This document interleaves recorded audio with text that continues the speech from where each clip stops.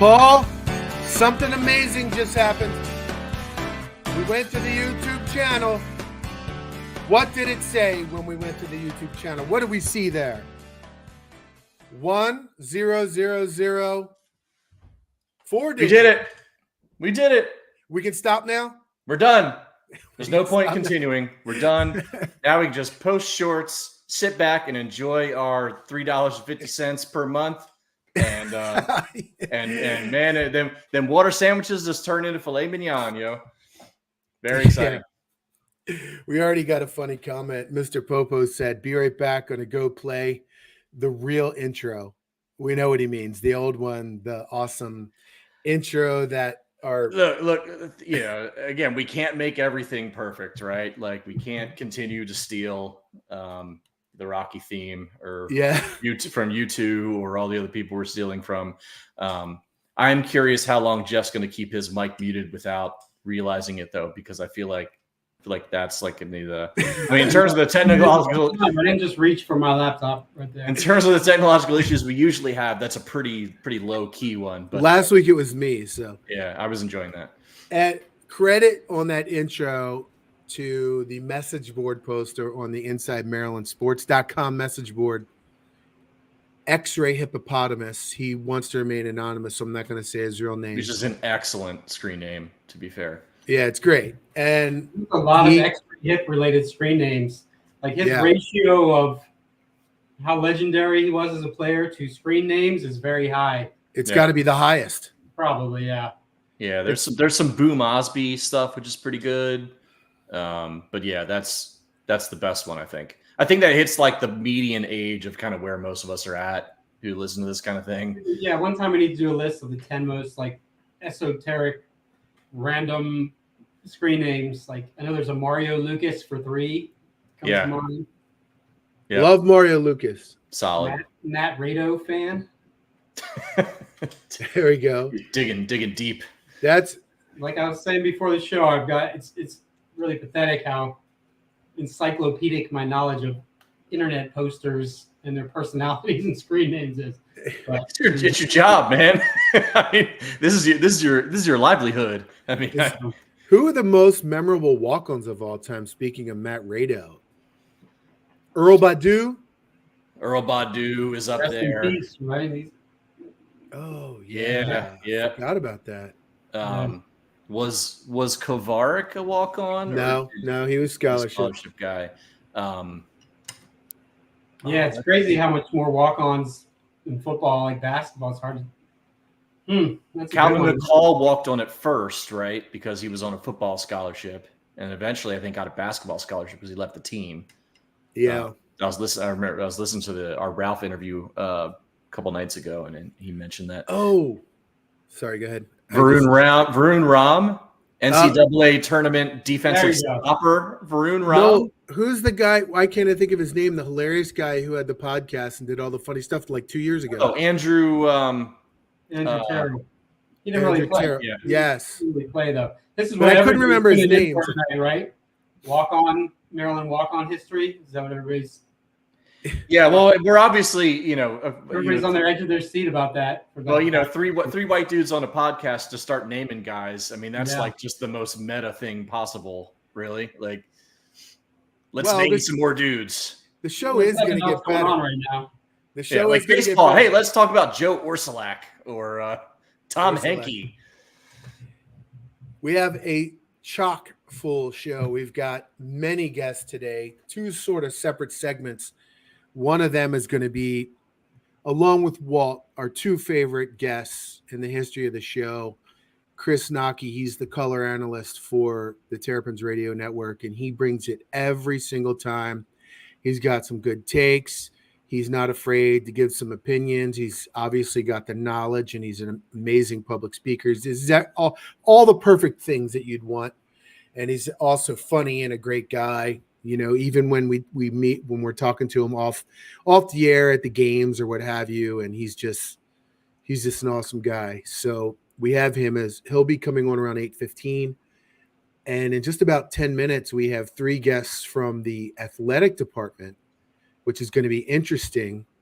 Two of them are from the ticket operations. One of them is Matt Monroe, associate AD, who friend of the show, handles donors.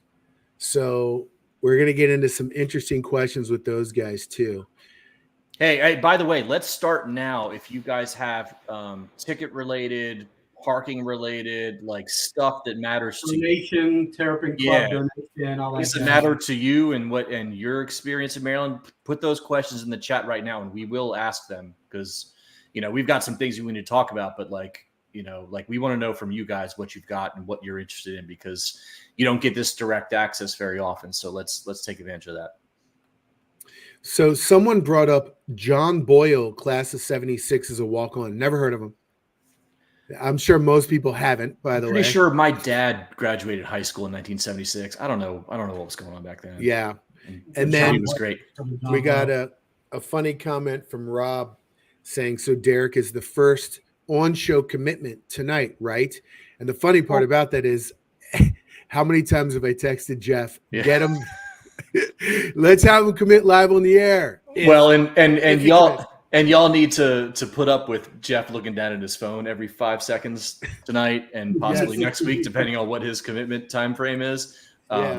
Because that's going to happen. And should we talk about the special text Jeff's been getting lately?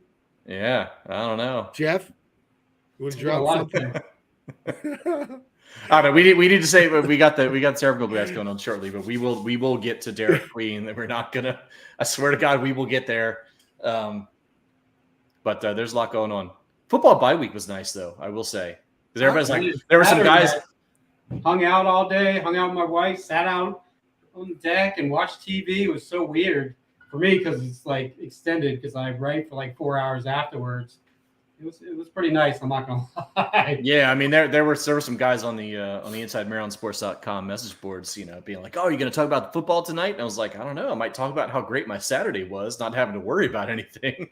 I mean, that was awesome. It's just people don't, they're tuned out. It's crazy. Well, I mean, it's nobody wants a detailed breakdown of Northwestern. It's another one of those things where it's like, all right, it's a pass-fail test. Like, go up there, win. Don't really care what it looks like, what the score is. Just win. You're 14 and a half, 14 in the hook, I think is the line. Just go up there, get it done, and then let's take our shot at Penn State, who kind of looked like butt this weekend. So I don't know. I mean, there's not really much else to say. Like, any chance at a decent season counts on you going and winning at Northwestern. Period. End of sentence. Yes, they have to do that. But Michigan became maybe a little bit more of a possibility of a win with what's going on with that. That's spicy. Like, the guy on the sideline whose whole job is to steal signs, and their defense has been pretty damn dominant the past few years. They're number one right now. They're number one in the country right now in total defense. What happens if they stop stealing signs? Then the Astros. It's like the Astros when they won the World Series, right? Yep. Well, and like the Astros, they are obviously quite talented on defense, and they should be near the top.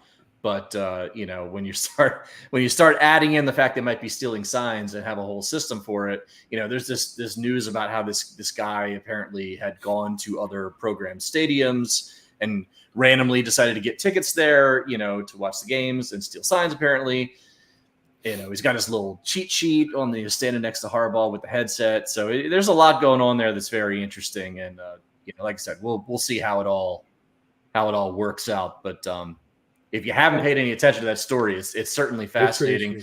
And I would guarantee you that they are not the only program that is doing some form of that. I mean, as our my redneck friends in NASCAR like to say, if you ain't cheating, you ain't trying.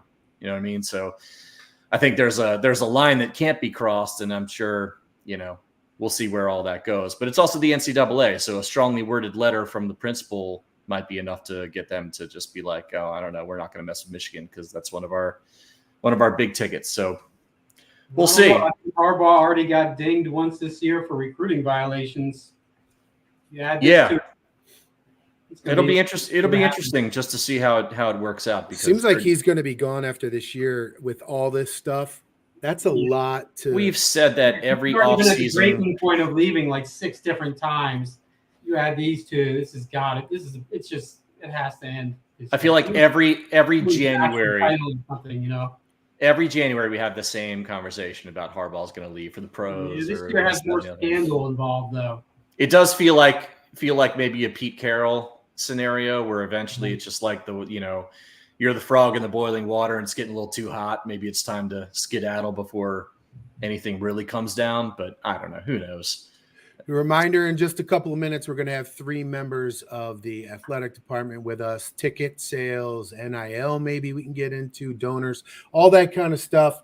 That'll be coming up just a couple minutes. Please send us your questions. Send some questions in the chat room if you got it. We got a lot of people watching right now. Do us a favor, subscribe for us, give us a like, all that stuff. Hit the bell if you want notifications, all of those things. I did not update any percentages this week. They didn't play, so I didn't feel like updating the entire sheet was really worth doing all of that. It's all basically percentage anybody cares about right now. Derek Queen, yes, is all. Yeah, we don't need to bury the lead too much here. I mean, like I said, hopefully they'll go. Ask the Terrapin Club people about Derek Queen.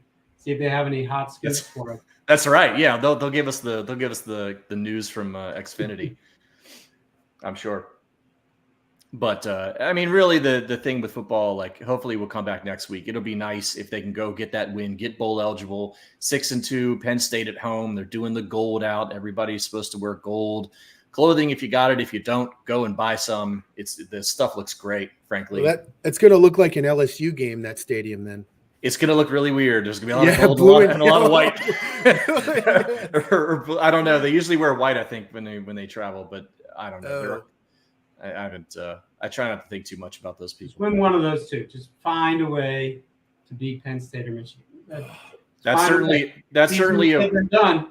But yes, man, they need that in the worst way in terms of the energy, fan energy. Not to say, I mean, that sounds like when you say that, it sounds like you're talking about a program that's been losing every year and isn't on the upswing like they have been. But the upswing hasn't fully translated, with the fan base yet because of one of those wins. So right, and the issue is if you win one of those games, you can take what is a 7-5 or an 8-4 and supersize it, right? I mean, that's gonna, that's not going to be your average 8-4 if one of those is Penn State or Michigan. That's one of the next steps the program needs to take. And you got 2 of these teams; they're very good teams, but they're at home, and you feel like with Talia's last year here, if you're going to do it, you need to do it now. So, Northwestern's first, and boy, I'm just as worried about that as I am about anything else because I think they'll smash. I think they'll roll. Hopefully. There's a reason it's a 14-point. I mean, that sounds funny because it was a 14-point spread against Illinois, but going on the road after that loss, that loss changes the calculations involved in the point spread. So right.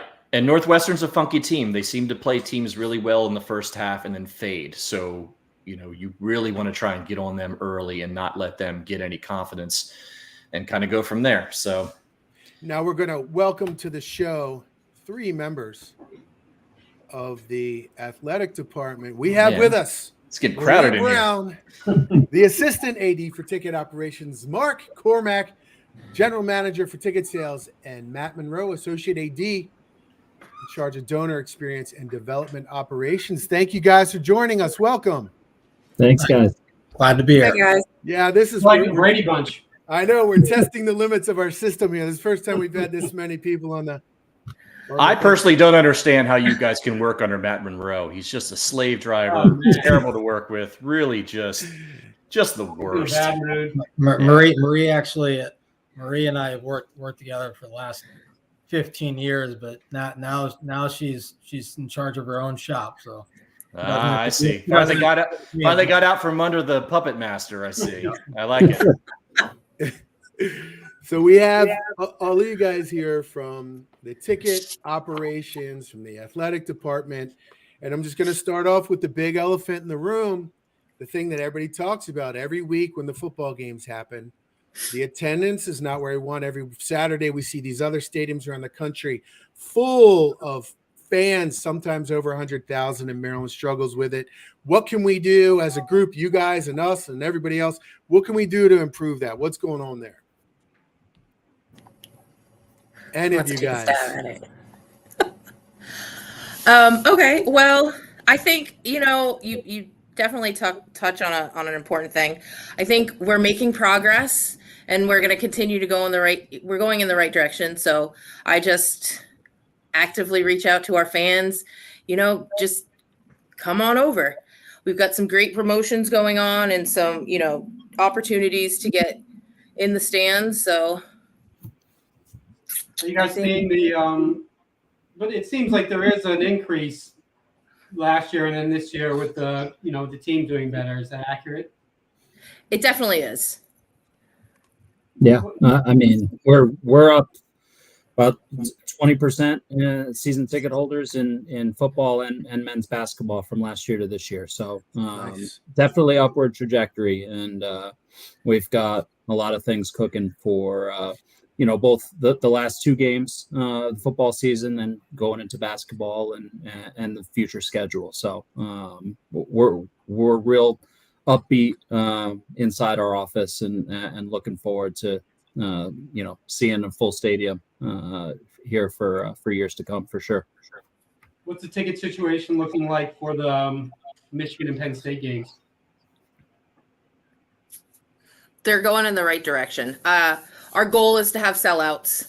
That is our goal, and that's what we're working towards, and hopefully we'll get to those. We'll see them, and we'll see the reflection in the stands as well. Not necessarily just visiting fans. Yes, not just visiting fans. Maryland fans in the stands. Ooh, it rhymes too. I like that. So we've moved to full mobile ticketing, and I will say from my perspective, I'm 43, so I'm not exactly the springest chicken in the world, but I've been able to figure it out and transfer tickets, do all that stuff really easily. What's been the reception to that? And is that now moving forward across everything? Is that across the board? And then what do you see the future in terms of being able to deal with ticketing and make this stuff easier for the fan? I would say I think it's been pretty positive. There's definitely been a handful of fans that initially were a little standoffish to it, but overall it's been pretty positive. It's added that customer service factor of being able to transfer. You don't have lost tickets anymore, so there's definitely the pluses. I think the piece of it was just change. And I think our unit has done really well at rolling it out and communicating it and just working with our fans if they need a little extra step by step for that initial. Once they've done it once, we've heard pretty rave reviews, especially with our parking going digital this year. So that piece of it, really the no longer losing them and having to deal with getting them replaced and having to mail things to people.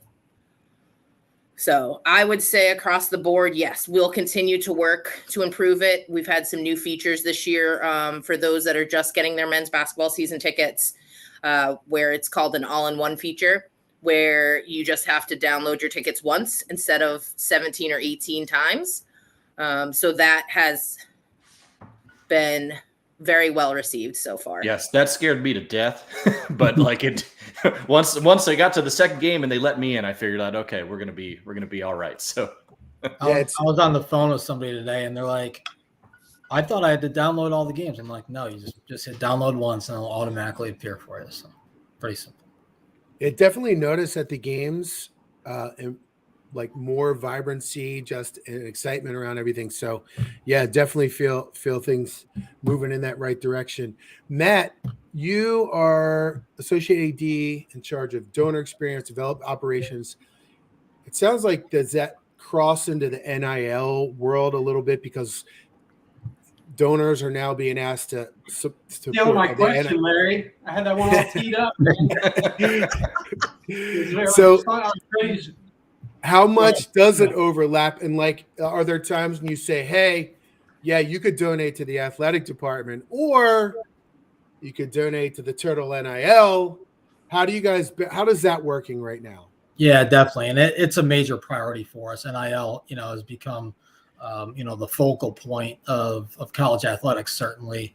and what we're trying to do to remain competitive in the Big Ten and on a national landscape. So it comes up in every conversation that we have with donors, and in terms of like the different areas that you can give your money to, and it's become a priority. I think you guys are aware that we recently rolled out a One Maryland Collective, which kind of puts everything into one bucket so that everyone can donate towards that one fund, and combines the Turtle NIL and TBIAF and hard shell kind of together.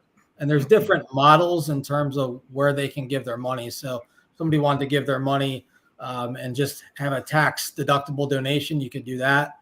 There's also a membership type of model where you can give $25, $50, $100 and get some benefits from that, with some swag and some other things. So there's a couple different areas that you can support through NIL.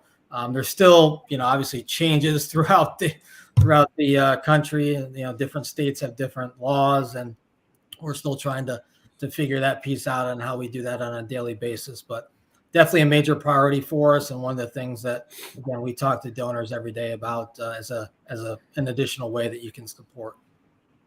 And then what about, obviously, Terrapin Club, separate entity, not going toward NIL? Why should people support the Terrapin Club, or do you have any new donor, sign up promotions, or what's going on with the Terrapin Club right now? Yeah, absolutely. Thanks for bringing that up, Jeff. So, we're just trying to get as much support as we possibly can. So, and trying to get people at even the, our starting level is $55. We do have a promotion going on right now.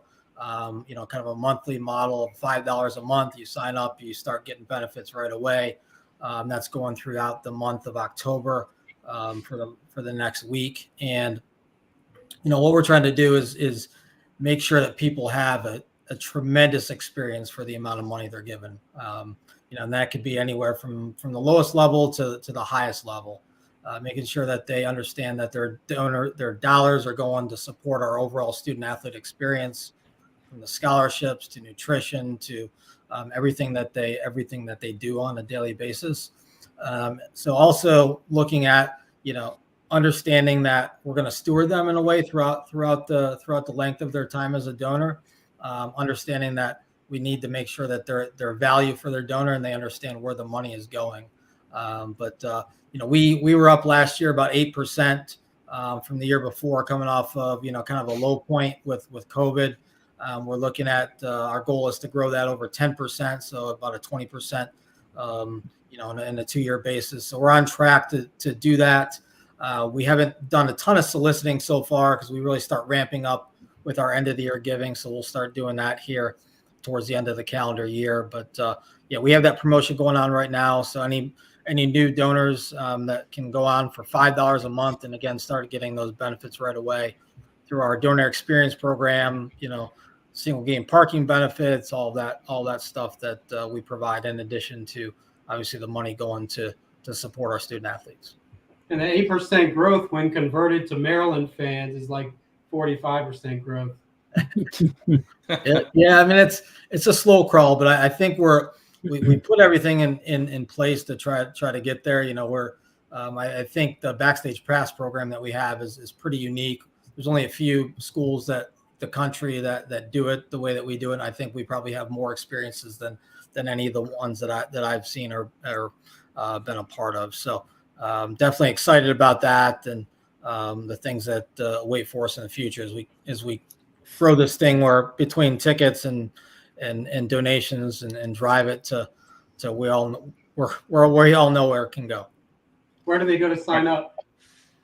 I can if you guys have like a link or anything like that, I can do it. It's a special link, so I can either send that to you or whatever the best way to get that over to you guys. Okay. All right, so I got 2 questions, boys. So let me cook for a second here. First of all, I've been a big proponent, and Matt has heard me talk about this way too much over the last 20 years or so, about the fact that Maryland, it doesn't have an established donor culture, whereas you go from a student to a graduate and then begin to feel like that's when you start the donation process. Maybe it's $2 a month, $5 a month, whatever it is. And then as you get older, you start getting more interested in benefits that are more interesting. You have the ability to give more. So what are you guys doing now to be able to target current students and recent graduates to kind of continue to build that culture that we honestly just haven't had in my experience here, and kind of build that out so you've got a lot more people giving less money instead of kind of counting on much older people giving more money? Yeah, absolutely. I think that a couple of things. I'll start with students first. It really starts with education and educating our students of what the Terrapin Club is, what it does, what it supports. So try to get in front of it as much as possible. So we're in the process of looking to develop a marketing plan specifically geared towards students and young graduates. We do have a young alumni program. So it's first 5 years out of school. First year out of school, it's $25. Second year, $50, $75. And once you get to that fifth year, it's $125, which is almost up to the silver giving level that we have. So we do have an established young alumni program to where, we have, specific benefits, whether it's, ticket based or some events that they can take part in throughout the year. But our focus will be at a marketing plan specifically for students so that we can, again, kind of build that culture that you're talking about when they're students. And then by the time they graduate, they completely understand and say, oh, I need to be a donor, right? Or finding a pathway while they're students to become a donor while they're actually in undergrad. So we're working on that right now. Hopefully we'll be able to put that into play over the next 6 to 12 months. Yeah, I think to Matt's point also, having the students engage with us is huge. We send out post-game surveys after every single game, and there's a question to denote, who you are. And our sales and service team, we are making a concentrated effort on reaching out to everybody who leaves good and negative remarks. But the students and young alumni are vital for us to reach out to. And Matt said, education is a huge part of it, and that's our job, to educate these students, young alumni, and follow up with them, let them know what they get, for their membership dollars, and what they are supporting. So huge concentrated effort that has started here recently for us, and will only grow as our sales team grows as well. Well, congrats to you guys. It's been a long time since Maryland internally focused both on the long play, like Matt said, with donors and cultivating, and then also on the fan experience and feedback. So you guys have figured out the formula to build it back. We're working on it for sure. Great, and, you guys are doing a great job. It was the game day experience, from the scoreboard, the lighting system, the sound system, all of that stuff has made it so much better. Like, it's really awesome. You can see that difference. People are coming, enjoying their time, even if Maryland maybe doesn't win. But it is very noticeable. It's very noticeable. You guys are doing a great job. Me and my old heads have been doing this a long time, and it's been a very noticeable change in the attitude and the game day experience. And I'm hoping, given with the good student attendance at football, and I'm sure there will be at basketball too, that'll help carry over too. My last question would be this. We're at the end of what's been, 10, 15 years of some really big capital campaigns in terms of the Jones Hill House. We just started breaking ground on the Basketball Performance Center. There's to do upgrades to the field hockey and softball stadiums, I believe. So we're also balancing that with being able to deal with the NIL situation, which, as we're seeing, is like a blinking, flashing alarm going off, I imagine, in every coach's head, especially Mike Loxley and Kevin Willard right now. So from your perspective, how are you able to manage trying to raise money for these capital campaigns versus NIL? And then what are we looking at down the line in terms of what you guys are planning, for upgrades? We talked about a men's soccer stadium, I think, as long as I've been alive. things like that, other improvements need to be made. So what's on the docket, and then how are you managing those asks from your perspective? I know you're not asking directly for NIL, but it's a part of the puzzle now, and I know it's certainly vital every moment to get more of that money in. So yeah, no question about it, Paul. And I really think that it gets down to listening and figuring out what the donor wants and what they care about. And because some people are wanting, they enjoy having a name on a building or on an office, and then they want to give towards that particular project, or they have a passion for that side. There's others that have a passion for directly supporting student athletes, through NIL. So I really think you have to get to know them personally on a very personal level, so you can understand what makes them tick and what makes them want to give their money, because it's different for everybody. Again, some people are for those things and some people are not. But I really think it's starting with building the relationship, understanding who they are, and then that way you can guide them in the right direction when they have specific questions on where do you want me to donate. So. And that does feel like a bit of a change from years past. I remember I was on the board of directors for the Maryland Gridiron Network back in the day, and there would be fights about dollars. One organization or one arm feels like that dollar being spent there is taking a dollar from them. So it does feel like this is getting consolidated a little bit, and it's much more of a like, okay, well, what matters to you? Yeah, we want people to support in any avenue that they want, right? It could be, if you're a fan of our women's lacrosse program and you want to donate directly to support their operating fund, absolutely, right? If you want to donate to the Terrapin Club, if you want to donate to NIL, so yes, making it more of a holistic athletic department feel versus it's not siloed. It shouldn't be siloed, and hopefully we'll be able to start seeing the success of that. As you said, there shouldn't be competing entities. Well, and what? Hold on, Larry. I'm not done with them. I promised Kirby I would give Matt a hard time. What else is there anything you can announce in terms of capital projects that are coming down the pike that people should be looking for, or perhaps looking in terms of donations and things of that nature? We don't have anything that we're going to announce right now, but I can tell you the ones that are going on that we're actively fundraising for. So as you guys know, we broke ground on Basketball Performance Center back in June, but we're still fundraising for that project. Field hockey and lacrosse complex, which is almost done. Very, very, very close to being fully complete and done. Baseball and softball hitting facilities. Both of those are we're actively fundraising for those. And there's a number of different programs that are going to benefit from all of these different facilities. But I would imagine in the near future we might have a couple others. I just can't announce them right now. Fair enough. And last donors pay to get their names on buildings. We're not like really balling at that level, but how much would me and Larry have to give to have Paul's name put on a urinal at the new basketball facility? I'll have to run that by our naming committee, but we'll take a look and we'll get. Give me a number. Give me a number. I'll definitely get you a number. No doubt. Be in touch. Yeah, get in touch with me. You're welcome. You just get one of those little like plastic sticky little metal. Yeah. No, I don't want a cake. I want like my name on the urinal, like not in the danger zone, just in the vicinity.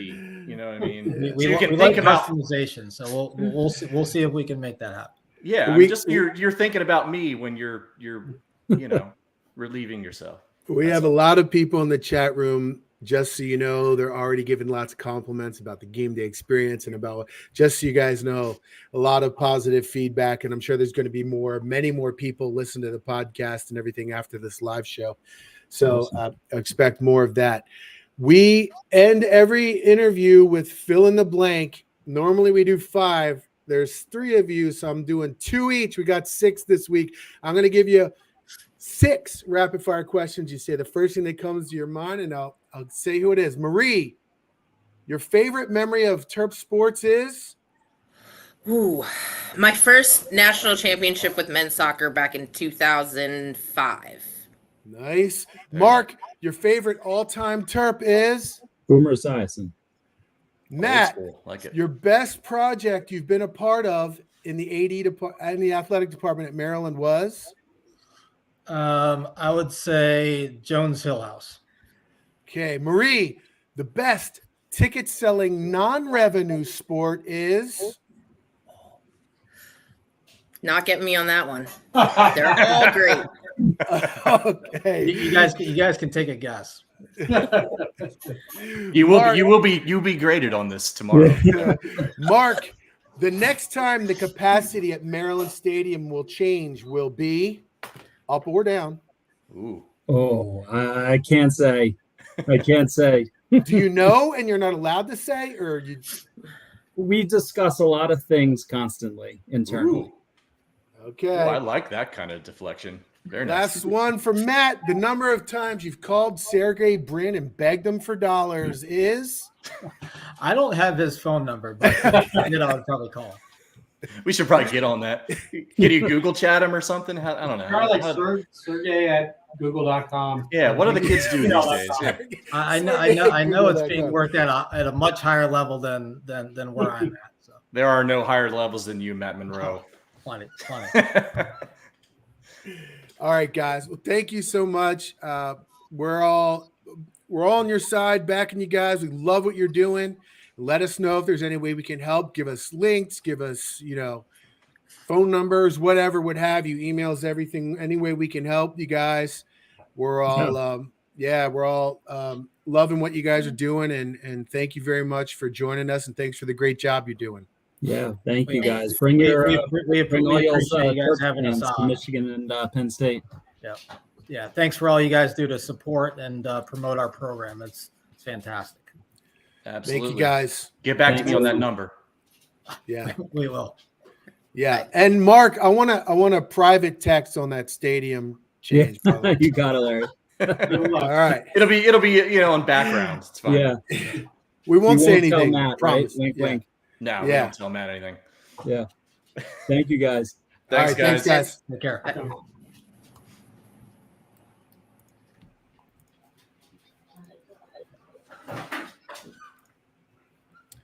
All right. Well, that was fun. That was fun. I hit him hard on the first one. I felt a little bad about it. I feel like they felt like I was attacking him, but it's tough when you have three people because you don't know who to answer, right?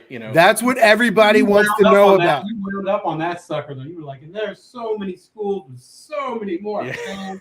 Hundreds of thousands of fans. It's true. Pathetic, so how do we get this to stop being such an embarrassing? I was like, I was just looking at the faces. I'm like, oh man, they're just gonna I don't know, bad reception, Wi-Fi. It needed to be asked. Yeah. I'm sorry. No, you have ticketing people in the athletic department on. That is the number one issue. No, that is we would be doing a disservice if we didn't just lay it out there because that's what people complain about. So it's worth asking the question. They handled it as well as possible, I think. And I followed it up with many compliments, by the way, too, which they deserve. And they're doing their jobs. They're far more ambitious and forward thinking than their predecessors. I think in Maryland, where it's just been stale forever. They're actually being proactive, like they were talking about getting feedback from students and the game day experience and building donors from when they're young. That's something Maryland has not done for years because whoever's been in charge generally of the Terrapin Club has just been trying to get that. They go back to the same 25 or 50 people who give a lot of money not long-term cultivation, just trying to scrounge up, Well, we talked about that. I mean, I've been in the weeds in that stuff for a long time, and this is a good staff, and they've got a good direction, and it's worth getting. Excited. Nobody's excited about development, but you should feel more confident in that your dollars that you are giving are going to good places. Sure, if you went to a development conference, they'd probably be excited at some point. They're doing a great job. They are doing a great job. Lots of big time management buzzwords going on back there. I imagine another person who does a great job is Walt here? Our next guest. It's Chris. Our next guest who does a great job as the color analyst for the Maryland Terrapins Radio Network. Welcome to the show, Chris. How you doing? I'm doing good. Good to see you guys again. Yes, it's always great to have you. At least twice, 3 times a year, 2 times. What do you think, Jeff? What's the average? Oh, I don't even know. Chris is the OG of IMS Radio, really. That's right. The OG. Yeah. It's been 10. Well, Chris, what did you order from DoorDash tonight for the? I knew you'd pull that one up. Actually, dinner was an hour and a half ago. I just, you know what? I have to be light on my feet for you guys.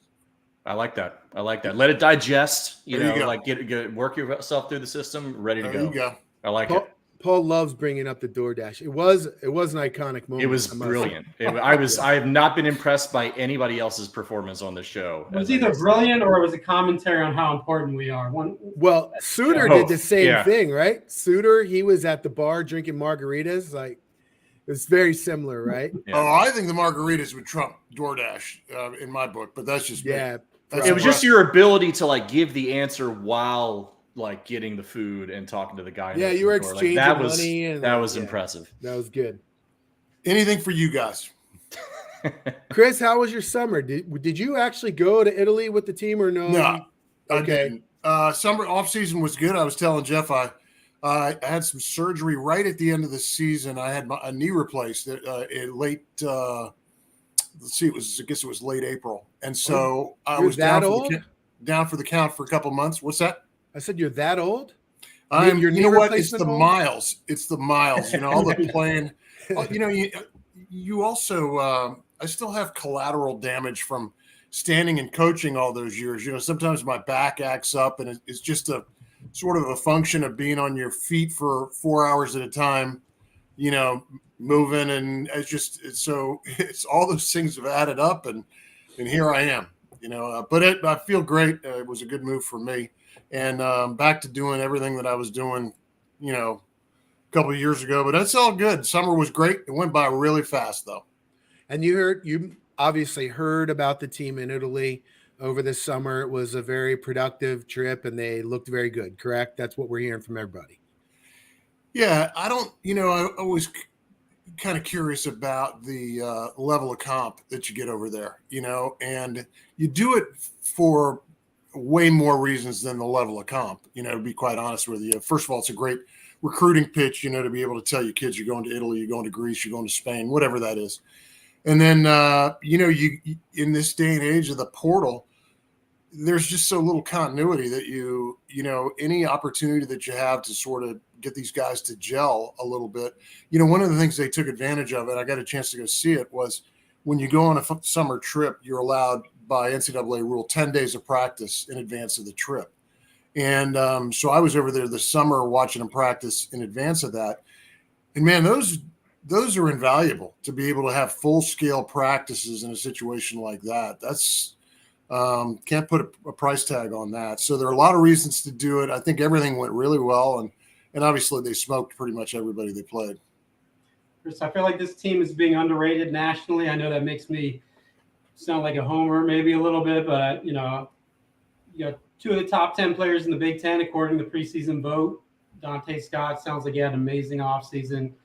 Do you agree? Do you feel like that they've got it? I mean, they're not being completely overlooked. They were 3rd in the Big Ten poll, but just what are your thoughts on the outlook? I think that any preseason prognostications it's kind of dartboard stuff where you just you throw it wherever it lies. There's so much movement, and everybody is different than they were last year. It's great that Maryland has a core of those 3 guys, Dante Scott and obviously Juju and JY. But there are a lot of new parts.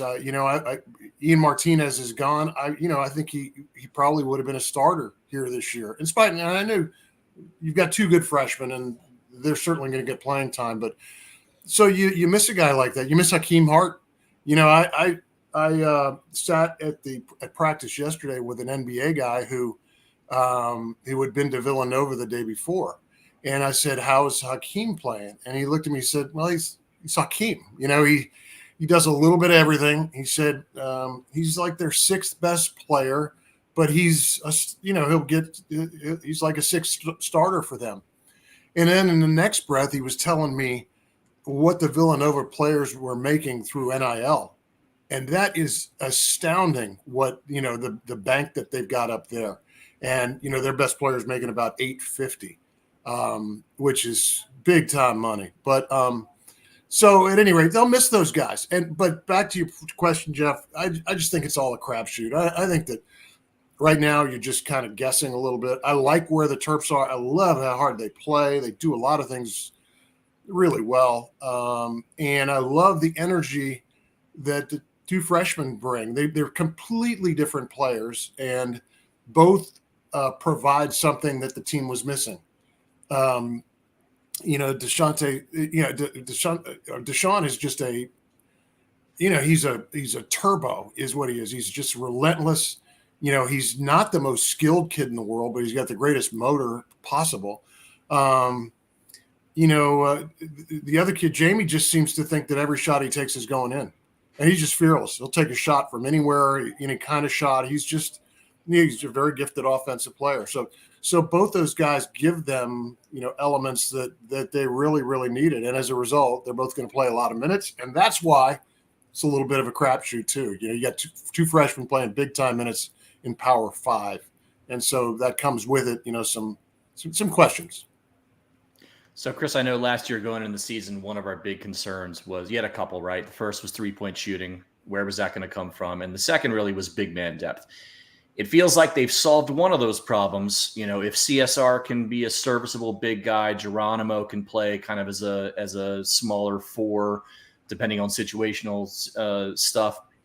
But 3-point shooting, man, it's the one thing that worries me a little bit. Is that an issue for you? And what else do you see about this team that's going to tell you early on in the season whether you think they're going to be pretty good or not? Well, I think it's the development of guys like Geronimo. Quite honestly, I think those guys, what the book is on Dante and JY and Julian. It's the development of the next wave. It's Geronimo, played. They were telling me when in the scrimmage against Cincinnati that, he played basically 4 different spots for them. They went up there without a couple of big guys.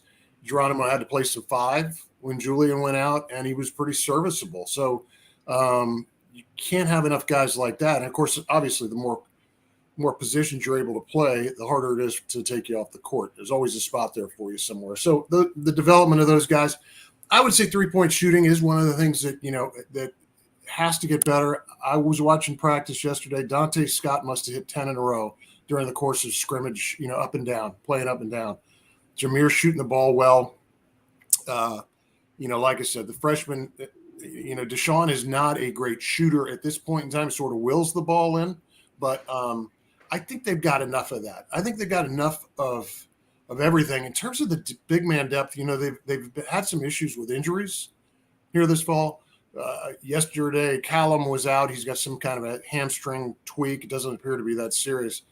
And Matty Traore was practicing yesterday, but the previous time I'd gone there, he was not practicing. So those guys have been in and out of the lineup. I love the way Callum looks physically. He's got a real chest and shoulders on him, and he looks the part. So and he has the attitude. Like, that wasn't the issue. Yeah, he's he was undaunted when he got a chance to play last year, and just got to get him healthy, and you got to get these guys reps early in the season too. Matty is one of those guys. He's just so gifted athletically. He's like a guy that you just don't find a lot on your roster, and you got to find him some minutes somehow, some way. 6, 8, 9 minutes. Get him into the flow of games. Let him protect the rim. Maybe get some dunks out on the break, because he will get out on the break, and so they've got some options for sure. And I think Willard really likes the fact that he's got the depth this year that he didn't have last year. Chris, I'm curious about the long-term program building under Willard and the way he's going to build the program. Off to a great start, obviously, with the freshman class coming in this year, and hopefully following that up with a good one next year with a couple of guys. How do you foresee that going for him in the long term? Do you think he's going to be getting these 2 or 3 really big players every year, supplementing with some transfers and maybe some lower ranked guys that he builds up? Is that going to be the pattern for him? Well, I mean, you kind of have to ask him that, but I would guess that's probably what he's thinking. If you can get some local kids, I think it's really important to him and for him that he, get these local guys. He was able to keep Deshaun and Jamie here locally. And then, if he's able to get Derek Queen, who was on campus, those are big time recruits for Maryland. So that's a big part. I just don't think that the traditional way of building a program is quite as relevant as it once was. And for a lot of reasons, I just think that the prevalence of so many kids in the portal allow you to find, college level players, guys who've proven themselves. They also cost less than some of the freshmen. If you're bringing in a transfer, and that's a part of the equation. It's like managing the salary cap, right? Yeah. So I don't know that you're ever going to go about it as you did, 10 or 15 years ago. But bringing in local guys, particularly some, a couple of young guys every year, certainly that's a big part of the plan moving forward. And Chris, you think having more depth this year, it seems like they should be able to, Willard's talked a little bit about how last year he only had a certain number of guys to roll with. You think that'll lead to him playing more, pressing more, going more up tempo, having bodies and more size to run out there? Yeah, I really haven't seen too much in the way of pressure in practice, but I have seen a lot more pace. And I've seen a lot of very competitive practices because you do have more depth. And, you got guys playing on the second team that think that they're first team players, So, I think it's clearly there's a lot more depth. And I think that you'll see Willard sort of figure that out. Usually when you get to the conference play, you shorten the bench a little bit. You get it to 8 maybe. I don't know that that's the case. I think he's really comfortable with 9, 10 guys, and you may see him keep that kind of approach for most of the year.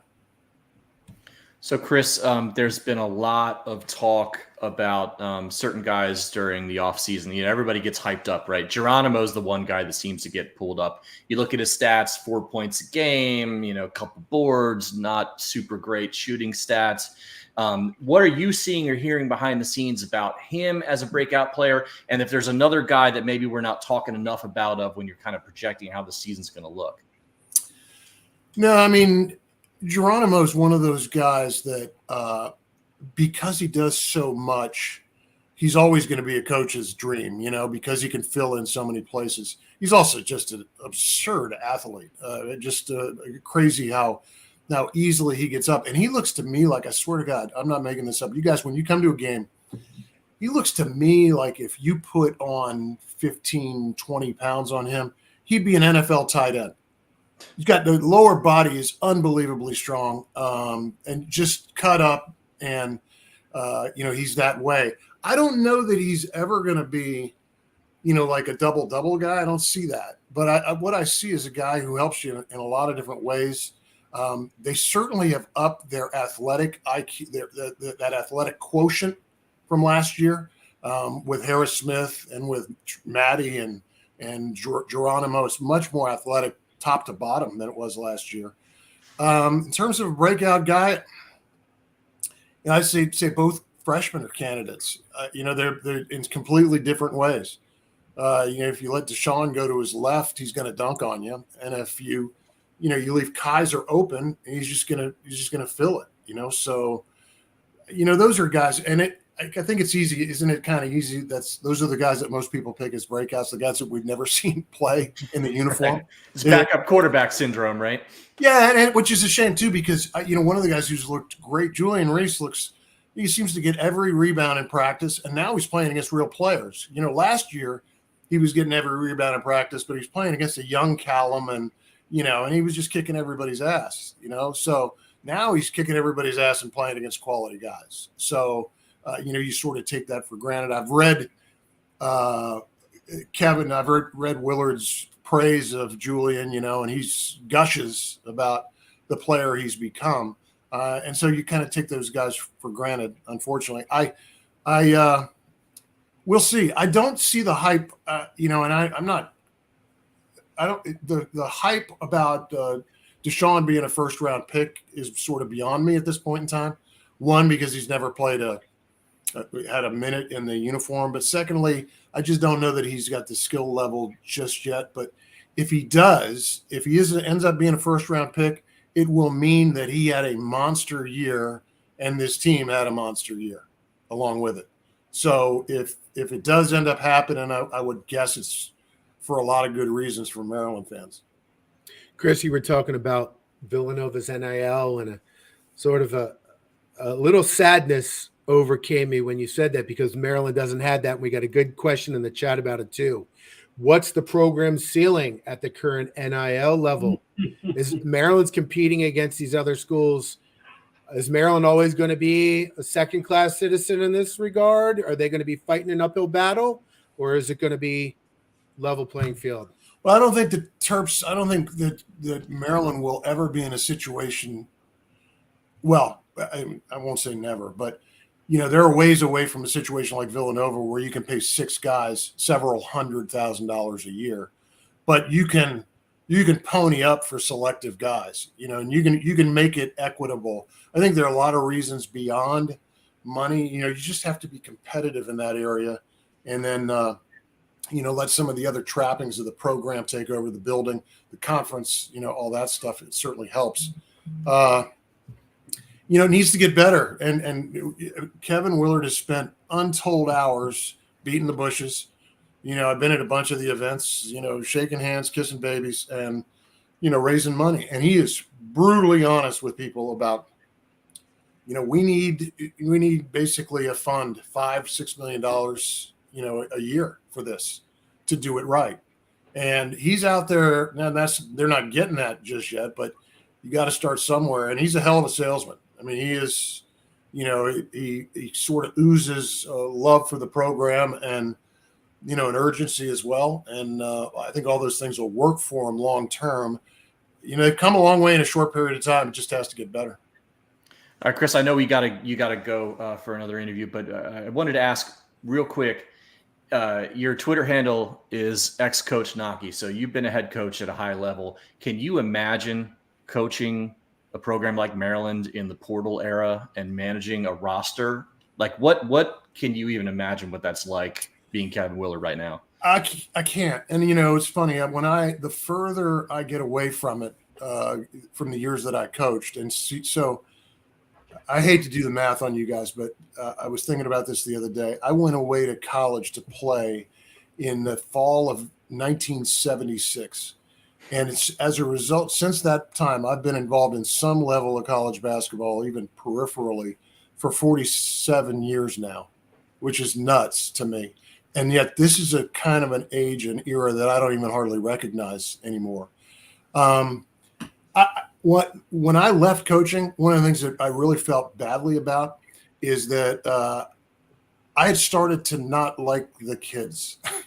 The guys, it's just one of those things where here's what it is. If you have 15 guys on your team, you spend an inordinate amount of time on the 2 assholes and not the 13 good guys. And that as I left coaching, I thought, man, maybe it was time to get out anyways, because I started to feel this way about the kids. Now you fast forward to this day and age where basically kids come in with this incredible sense of entitlement and, what are you going to do for me? I don't know that it drives me crazy. I don't know how I would handle it. I was talking to Gary Williams one day and I said, how would you handle it in the age of the portal if a kid came in and said, I want to transfer? Even a kid who was playing for you, a kid who was in your rotation. And he just kind of shook his head. He said, I suppose I would say, who can I call and get the hell out of my office? So this is wild. It's a circus out there. But you know what? I saw Mike Bray had a great quote last year when he was still coaching. He said, you better figure it out. figure it out, figure out the NIL, figure out the portal. It does you no good to bitch and complain about it. You got to deal with it. You got to understand how it can benefit you and how it can work for you. And I think he's right. I whenever I lament the fact that we're here, it just makes me sound like a crotchety old guy. And you just got to figure it out, man, and make it work for you. Like Me anything, too. right? Me too, Chris. What's that? Like anything in life, pretty much, right? Yeah. And you know what? You got to learn. Absolutely, you got to learn. And one of the coolest things about coaching is that there's a certain element of almost daily crisis management, where if there's something going on with your team, and that also applies to a game, where you have to make a split-second decision in a timeout about subbing a critical guy or calling a particular play with 8 seconds left, down 1. And there's a certain element to that. The mental gymnastics is the coolest part of the job. Well, now it just got tougher. The gymnastics just got tougher with all the things that are in place in this day and age. You mentioned Gary. When does Chris hosts a really good podcast, DC Coaches Podcast? With Gary Williams? When does that start up again? We start up the second week of November, like the week of when we're back from Asheville. We'll be doing a show, the 11th, 12th, 13th, something like that. And I'll be writing up those quotes. No, he won't. He'll be using an AI system. Come on. Either way, we'll be getting content out of them. Chris, you know how we end every interview. I'm going to give you 5 rapid-fire questions. You say the first thing that comes to your mind. Fill in the blank. The most surprising. Sorry, Paul stole that one from me. The best player on this year's team will be? I'm going to say Jameer Young. Okay. That's also what Walt said, by the way. You guys are in agreement. This season, starting 5 is the best starting 5 at Maryland since? Oh, gosh. Oh, man. Now you're going to well, this is the Diamond Stone team. Okay. 2015. Nice. In the NCAA tournament, the Terps will make it to the round of? 16. Walt said 8. If you were commissioner of college basketball, the first rule you would change would be? The first rule, I would say go with 2 referees instead of 3. I would. Okay. I would say Coaches hate refs so much. It's like a lifelong thing. Those guys took food off my table for so long, Paul. It's always you know what? The block charge is always an issue for me. There are too many charges called for my way of thinking. But I think the game is great the way it is right now. I think just the things on the outside, the NIL and the portal, and those things aren't going away. I mean, toothpaste is out of the tube on those things now. Okay, last one. The date that Derek Queen will commit to Maryland is? Well, according to Jeff's fine website, it's Friday the 27th. Right? So way my scoop, man. What are you doing? I mean, my man Jeff can waffle with the absolute best of them. He can basically say it. He said, but things happen. That's always the caveat, So I survived some lean Maryland years, Chris. You learn tricks. I hear you. During those down cycles. I've been here. I've been through. You know. Yeah. All right. He is at ex-coach Knoche on Twitter, and his podcast is at Coaches DC Pod on Twitter, X, whatever you want to call it. Chris, thank you for joining us again. You've been great. As always, our favorite guest. Thanks, guys. Appreciate it. Good talking to you again. Thanks, Chris. All right, Chris. See you, man. See you now. See ya. All right. Show's over. Nothing else to talk about. Unless you got a wheels report, we can do that and then end it. That's fine. We do. Oh, God damn it. I was hoping you did. We do. Let's go to Paul's favorite segment of the show, the non-revenue report with our boy Wheels. But before that, a lot of people watching right now. I think a lot of new people. Do us a favor. Hit a subscribe button. Hit the subscribe button. Hit the like button for us. All that stuff. Thank you very much. Here's Wheels. Hey, everyone. This is Wheels with your Inside Maryland Sports non-revenue sports report. Maryland men's soccer team has not missed an NCAA postseason appearance since 2000. Until now. The 2023 team, however, saw its postseason hopes end on Wednesday night, not as a result of their 3-0 win against Navy, but with Ohio State's 3-2 win over Michigan State. With Ohio State's win, the Terps are mathematically eliminated from the Big Ten tournament, meaning that their 22-season streak of postseason appearances will end. They do finish their regular season this weekend at Ohio State. Women's soccer completed its winless Big Ten campaign with a 2-0 loss to number 19 Indiana. Is that The 9 Terps straight did not games? score a single goal in their final 10 games of the season. 10 games! Which also means Wow. that they failed to score a single goal in Big Ten play this year. They head into the offseason and needed a major influx of talent. Women's volleyball ended a 4-match losing streak with a win over Iowa this past Saturday. Their reward, a trip to number 1 Nebraska on Friday. That marks the first of a 3-game road swing for the Terps. Men's and women golf finished their fall seasons this weekend. Men head to South Carolina and the women head to North Carolina for fall tournaments. Let's end on a positive note. The field hockey team knocked off number 5 Iowa this last Friday and then followed that up with a win against Indiana in College Park. The Terps have a 7-game win streak, which includes 4 wins over ranked teams. They now head to Evanston to take on top-ranked Northwestern in the Big Ten regular season finale. A win gives the Terps a share of the Big Ten regular season championship. And that's a wrap on your IMS non-revenue sports report. Take care, everyone. Yeah, we love wheels. Everybody except Paul loves wheels. Rough fall, man. Oh my Man, God. better than the soccer teams. Season of any level of soccer in soccer history. 0 goals in 10 games. How's that? Yeah. Even if you're really bad, really bad. That's not helping my soccer arguments with people who don't like soccer. Games are what, 9 hours long, right? Yes, Jeff. Exactly. You should be able to score 1 goal every 3 games, even if you're awful. I feel like that's crazy. My favorite thing is Christian Pulisic is a good soccer player for the U.S. Said that if you made soccer goals worth 7 points, people would pay more attention to soccer. If your 3-1 ended up being 21-7, I don't hate it.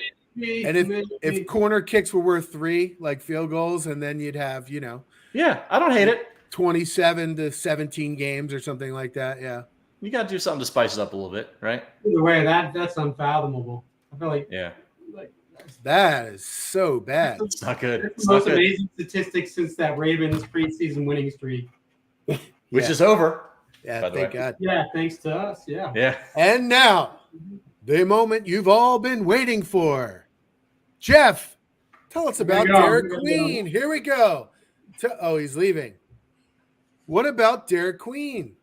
Knoche punted on the question. Are you going to punt on it as well? No, I'm not going to punt. I mean, I still feel you asked me last week. I said 70% chance for Maryland. I don't think that's gone down at all. But like Knoche said, as he claimed that I'm waffling or whatever the phrase was. Waffling on the commitment date, to be fair, not your information. You don't know. You don't know. The NIL era is different. I mean, we saw what happened with Dickinson. This is not really comparable to Dickinson. It's not. You're not talking about the highest rated transfer portal player ever, and a guy really looking for that big payday. I reported a lot today. I think it's on the site. There's 3 or 4 different stories that have a lot of behind the scenes details on where things stand, so you can get that at the site. But long story short, I still like Maryland's chances. You ready to put in the crystal ball? I've had it in for about a year. Yeah. Oh yeah. All right. Yeah, Are you ready? You're not the first. People keep asking me because I put it in so far ahead of time that Yeah, I forgot that you did that. What rating do you have the crystal ball at? 7, I think. You ready to raise it? I've How about been that? close a few times to hitting that button and upping it, and I definitely wouldn't rule that out. But I want to wait and see how the next few days kind of unfold. But I think they're in pretty good position. It does feel like it's at least getting towards the finish line here. Like I think it's pretty publicly available that all the coaching staffs of the programs that are involved, us, Maryland, Houston, Indiana, had been in to visit him in the last couple days. So it he's taken all his official visits, at least to those programs, right? So early signing day is November 8th. So, it's kind of crunch time here. 2 weeks. And, I think there's very little question that Maryland has the closest relationship with him personally and obviously geographically with the people around him and his AAU program. And, I'm pretty sure we're the only site to have gotten an interview with him this week. Colby did a great job getting an interview where Derek really kind of laid some things out about Maryland and the pitch and things like that. So there's really no question they have all those things working in their favor. Indiana's really pushing the NBA connection. Mike Woodson coached in the NBA, and they've had some players recently go to the NBA. So that's most of their sales pitch. Maybe not most, but a big part. So when you compare those two things, had plenty of guys go to the NBA recently. I mean, well, they've had one. I guess Shafino was a one and done. Otherwise, Trace Jackson Davis is in the NBA, but that was probably not for long. I don't think he's gotten off the bench yet in the summer. Well, he never developed a jump shot, which I would think Maryland would be pointing out to Derek Queen. That kid was a great college player, but he's gone to the NBA. He didn't make a single three-pointer in his whole college career. I wonder how much they've mentioned that. So when you compare those things, the NBA, and they have recruited him hard for a long time. Indiana, they have Liam McNeely, his close friend and teammate, is committed and is recruiting him very. So they have some connections, but when you compare the two at face value, Maryland has a lot of advantages. Someone in the chat said we're at 71%. Over, under. That's not the game, but I'll just give you 71%. Yeah, I'd say over. Ooh, okay. And look, I probably don't need to explain the significance to anyone of this recruitment. I mean, to me, this is very much a pass-fail on Kevin Willard's ability to do this job. I mean, this is the whole recruiting class. It is. We know, the Canadian kid, there's a chance he might reclass, but that's going to take some time, even if he does, right? So this is the whole class, and you can. I'll have some really good stuff on him, by the way. Not sorry to interrupt. I have some really good stuff on him on Fosa Oliogu on the site pretty soon, also. Oh, that's nice. I can't remember a recruit that's so much hinged on the one player. I can't. Has that happened before? Like, I mean, it feels like the Harrison twins, if you count them as a package, that was pretty big. Stone was part of a small class, wasn't he? Is it pretty much him and transfers? Like Suleiman. Yeah, Suleiman came in. Robert Carter came that Carter. year. He'd already sat, but he was coming off that. That's right. Yes. Yeah, it was just Stone and it was Jalen Brantley. They got Jalen Brantley was the only other. Aside from Suleiman, I think. Remember when Brantley and the shooting guard who couldn't shoot very well? Which one? Yeah, they did the dancing thing. They got famous for the dancing thing. Jared Nickens.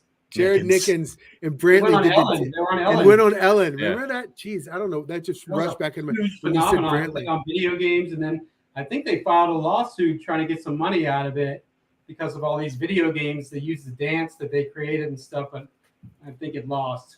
Everybody's pissed at me now for changing the subject off of Queen. So I will jump back. There's a question.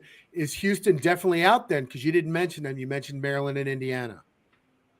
I don't see it being likely to be Houston. Okay. No, the other schools that have been in running, Kansas is one. I mean, you can never count out Dollar Bill.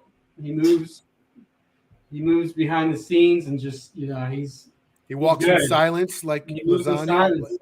Like real G's. In silence like lasagna. He's definitely a real G. Did Larry just drop a rap lyric on us? Yes, I did. Dude, we need. Oh yeah.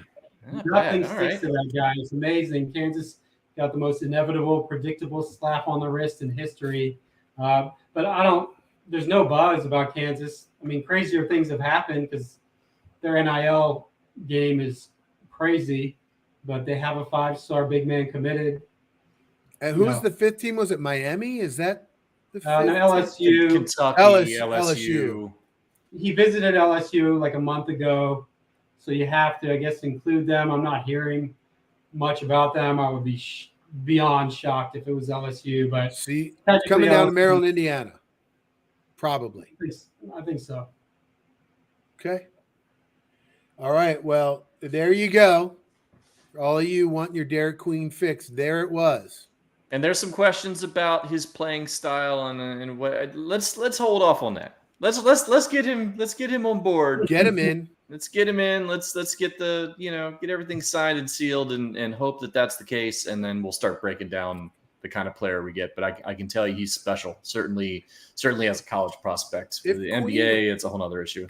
Queen and Oliogu would be just a great class, especially considering they're bigger players compared to the guard-oriented class they got this year. I mean, imagine pairing them together. It's how great. And I had forgotten until somebody pointed it out today that Queen teamed with Julian Reese in the front court at St. Francis Academy early in his career. So if you were to get Julian Reese back, for whatever it's worth, those guys have played together before. Ooh. Yeah, I mean, like I said, Queen was the linchpin to this whole thing. And I've been openly complaining about this recruiting class for months on end. And if you get Queen, at least, like I said, in terms of a pass-fail situation, you have passed. That doesn't mean it's the optimal scenario, but you passed. You've done the thing you needed to do. Then it's like you go and you pull an Oliogu and get him to reclass, and it's like, okay, well now we're cooking with gas a little bit, and then hopefully for a guy like Willard, who's basically as a coach is moving up a level, being able to realize and figure out what he can. What he needs to do to recruit at this level and what, in a way, kind of what kind of players he feels like he can get based on how much NIL is going to be a factor, whether there are local guys who are willing to stay and take a hometown discount, that type of thing. Like, he's learning at this job. I understand that. But the one thing we worried about when he came in, we knew he could coach basketball. The issue was whether he could recruit at this level. So you go and lock down Queen. It's like, all right, at least we know he did the thing he had to do, and then you can start shooting for the stars a little bit. Well, the other thing is, besides the actual on-court team with Queen and the fan excitement, recruiting reverberations, the credibility it gives you with all those, there's tons of good players locally in 25 and 26 in those classes. You get Derek Queen, that gets their attention. That makes Maryland cool. And so it could have a lot more positive side effects in terms of recruiting. And that's basically the entire story for basketball. It's Queen, Queen, Queen. Any quick headlines about football recruiting? Anything we should know about? Quiet. No, it's really quiet lately. Same stuff we discussed, trying to flip a lot of these guys from other schools, mostly focused on the season, finishing strong. I'm sure they'll have a bunch of visitors, obviously, for Penn State and Michigan. I'm sure they'll try to get as many of those top flip guys at those games as they can. And same thing we said a million times, find a way to win one, We're going to end the show with Maryland Rank 'em. I'm going to give you guys a list of Maryland-related topics. You have to rank them based on some sort of criteria. Before we do that, lots of people in the chat live today with us. Do us a favor. Click subscribe. Hit that like button. Thank you very much. Jeff, we'll start with you. Rank these basketball season accomplishments in order of most likely. Win the Big Ten regular season. Win the Big Ten tournament. Win the NIT. Win the NCAA tournament. Son of a bitch. You are good. I saw the look Paul made as soon as I said win the NIT. I was so happy this wasn't my question. Yeah, when you said NIT, my brain just started wrapping around itself. 4 possible things to win. Rank them, and most likely or least to most, or most to least. Either way. I'm going to say most likely Big Ten regular season. They're top 3 going in. I don't think there's a strong favorite. I think they're really good. Then I'll say Big Ten tournament, even though they've been horrendous there. Most of that was under Turgeon, and anybody can win a few games. Then I'll go win NIT because we know the odds at any point winning a national championship. They're I think they'll be really good this year, but that's still one in a million, and then national championship. Well, I would flip those last 2 because the chances of them being in the NIT are so small. Yeah, they are, but they're not as small as winning the whole thing. I don't know. It all is the Powerball, Yeah. Like 2% of 99 is higher than 10% of 1. I haven't looked yet to see what their right. Or I don't know if they've been posted yet to see whatever those numbers are. Anyway, futures are. All right, Paul, rank these football season final scenarios in order of most likely. Miss a bowl game entirely, limp to the finish and barely make a bowl, get to 9 wins counting the bowl game. I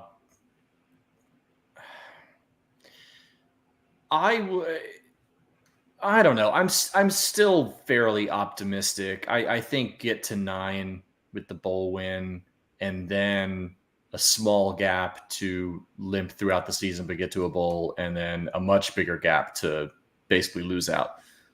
Yeah, I don't think they're as bad as they were against Illinois. And like I said, even in that situation, which was just dying for a letdown, Prather scores that touchdown before the half, the game's over, and we're already bowl eligible and not even having this discussion. Yeah, I think I have a hard time between limp to the finish and winning 9. That's what made that one interesting for me. Okay, yeah. Jeff, rank these basketball players in order of scoring average this season in alphabetical order and basically the projected starting 5. DHS, Jamie Kaiser, Julian Reese, Dante Scott, Jameer Young. Jameer Young by a tiny bit over Julian Reese because he'll have the ball more. Although I still think Julian Reese is going to be their best player this year. So Jameer, Julian Reese, Dante Scott. No, you know what? I'll go Dante, then DHS, then Kaiser. Really close between 3 and 4. Okay. Paul, rank these basketball outcomes in order of most likely. They're a top 10 to 15 team all season, winning 4 to 5 combined postseason games. They show incremental improvement over last season, being a solid top 25 team all year, win 2 to 3 postseason games. They're a repeat of last year, showing promise at times, but ultimately not a threat to the Big Ten or the NCAAs, or they regress this season and don't make the NCAA at all. I think they'll be a little bit better this year than last year. I think that's most likely. I think second most likely is a team just like last year. I think third most likely is they become elite. And fourth is that they struggle. I think they're going to be pretty good this year. I do too. I think they'll be better than last year, and I think last year was better than what we thought going into it. So that's my hope. We'll see. Ask me in around Christmas. Jeff, rank these possible outcomes in the Derek Queen recruitment. He commits to Maryland by this weekend. He commits to Maryland by the end of the month. He commits to Maryland on signing day, or someone swoops in at the last minute with an absurd NIL offer and he commits somewhere else. Signing day is most likely to Maryland. Then this weekend, which is not very likely, you said, what was the other one besides somebody swooping in with NIL? Like within the next month. Oh, I got you. No, probably NIL before that because there's just no way. I don't think it's going to last that long. I don't think that's likely, but you never know, as I've written 50,000 times. And then after that, commits in a month because I don't see it dragging that long. All right. Well, I'm glad somebody else was third on that list. All right, Paul, rank your favorite part of the tailgate tradition, hanging out with friends, the nostalgia, being back at your alma mater. Alma mater. alma mater, the food and drinks, or the excitement of Maryland football? Well, it depends what time of year is this particular tailgate, because there's plenty of excitement in September. I mean, it's always friends with me. It's a lot of these people I don't get to see very much during the, everybody's married with kids and, got crazy stuff going on. So that's always number one. The excitement is, especially in September, is nice. And then the food and drinks. And then, I mean, the nostalgia is fine, but I live half hour from campus, so it's not that big a deal to swing on by. But yeah, I mean, that's the thing. I tell people about tailgates, man. You don't even have to like football, man. It's really good to get together with people and hang out and do the thing. And food and drink is kind of involved in all that. The booze is sprinkled over all those. It is like magic fairy dust over all those things. Yeah. But some people really get into like the whole like grilling, food, making drinks, like that whole culture. That's like a big important. Yeah. Well, I will say, like, once a year, generally we'll roast a pig. We'll do a whole pig. That's cool stuff. Like 120 pounder in a pig box, and we'll get there early, and we got a couple cop friends that'll let us in the parking lots early and all that stuff. So that's super cool. And that's just we've had a big group that's been doing this for a long time. So, and I suggest it to everybody, man. Just find some people and just go grill, go hang out, and then you get to go to a football game afterwards. The football game doesn't even have to be the main thing. Just go, get on campus, hang out with your friends, take kids. We're trying to build something here. I took some friends from Maryland to the Ohio State game a few weeks ago, and your comment, Larry, on how people do it up, they were just like, it was like people who were just at Disney World or NYC for the first time. You would not. I mean, we wandered around the stadium. I've been there a bunch of times. And it's like a city of RVs and just 100,000. I mean, if you haven't. That's not to disparage Maryland. Maryland's got a good scene, but if you haven't been somewhere like that, you definitely should. Well, I already did that with the people from the athletic department, so I disparaged Maryland for them. Yeah, it's different. It's like it's taking like the big groups like mine, except everybody's like that. Yeah, that question was awesome. The tennis has been such dog shit for so many years. How do you plan on making it less dog shit? Hey, could we do that interview without asking that? No, you had to, and I'm glad you got it out of the way, because we were able to, toot their horns a little bit towards the end. So, had to ask it. It was. I said my journalism school brain was very pleased that you pulled that off. All right, what did we learn today? We learned that the athletic department folks are doing an amazing job improving the game day experience, increasing the ticket sales. Knoche learned us about the basketball team, gets us all excited for that. Jeff promised Derek Queen. Yep, 100%. He's going to up his crystal ball to 10, from 7 to 10. If you're watching this, and if they don't get Queen, we'll give you your money back for watching this. That's right. Yeah. We're watching this free podcast. All right. Well, hey, we had an awesome crowd today. So many people joining. I think many for the first time. Thank you guys so much. We're here every Wednesday. We're doing every Wednesday at 7:30. We'll be doing that throughout the season, unless there's a game day on a Wednesday night, in which case, if that happens, we will let you know. And those games aren't starting for a couple weeks anyway, so not to worry yet. Yeah, and check out the YouTube page. We put it's a whole Inside Maryland Sports YouTube page now, not just the radio show. It's everything. We've got shorts. To mention that. Shorts getting popped out every day right now. We've got the big show every Wednesday. Lots of videos. We're just getting started with this stuff. Like, we're really trying to pump it up and get some eyeballs. We appreciate all the people we've been bothering about subscribing recently. We hit 1,000 subscribers. That's great. It really helps me and Larry, especially, convince our wives that we should be able to continue to do this more often. And now we just got to get to 2,000. So we're just going to have to keep bothering you, and you should bother your friends and family and everybody else. Yeah, send this episode to a friend before you forget. Send it to a friend. And someone in the chat mentioned, I was going to say it anyway. He said, y'all got Trey doing work, and I wanted to call out Trey. Love Trey. Love what he's doing. And hopefully we'll get him on this show a couple of times. Absolutely. Yep. He's killing it. He's doing a great job. So everybody look for his stuff. He's the one pumping out the shorts and the clips and all that kind of stuff. So a huge welcome to the team for him. He's awesome. So, all right, everybody, thank you very much. It's been a little longer episode than normal because we had 2 sets of guests, I guess we should say, and they were all awesome. So we had some good interviews, and we will see you guys next week again, Wednesday at 7:30. This is IMS Radio.